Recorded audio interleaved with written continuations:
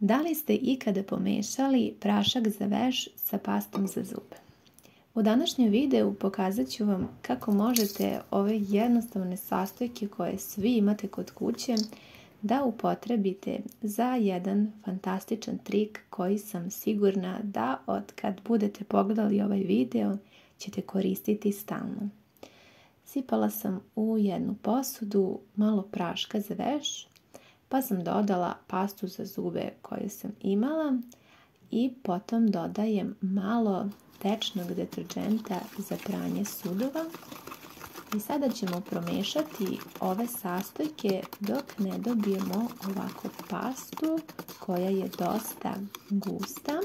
Mešajte dok se prašak za veš ne otopi i dok ne postane ovako gusta pasta i krema.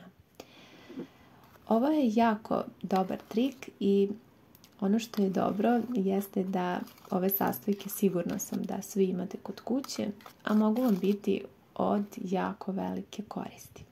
Uzmite jedan sunđer koji ste dobro pokvasili sa vodom, pa onda dobro premažite ovu pastu koju smo napravili. Pre upotrebe možete staviti rukavice na ruke ukoliko imate osetljive ruke da ih zaštitite. A sada da pređemo na trik. Sa mešavinom i ovom kombinacijom kućnih sastojaka možete jako dobro da izribate vaš lavabo, kadu i sve sanitarije.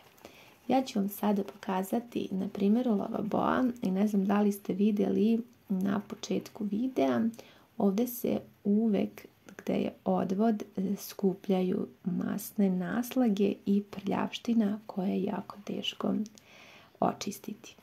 Sa ovom kombinacijom možete jako dobro da pre svega dezinfikujete vaše sanitarije, a zatim i da budu blistavo čiste.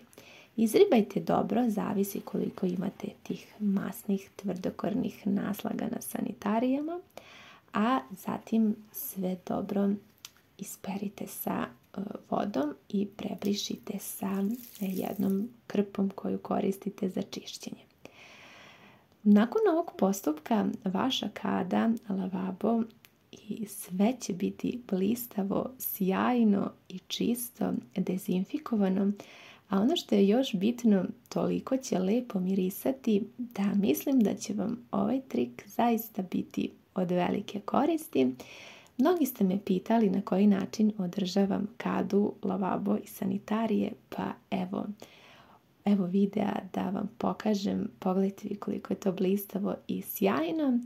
Sa ovim trikom možete vrlo uspešno da izribate i sve vaše slavine koje imate. U trenutku će postati blistavo, čiste i sjajne kao i dezinfikovane. Nadam se da vam je ovaj trik pomogao i da ćete ga isprobati, da vam je bio koristan. Javite mi vaše utiske, hvala vam što ste pogledali video i ljubim vas sve puno.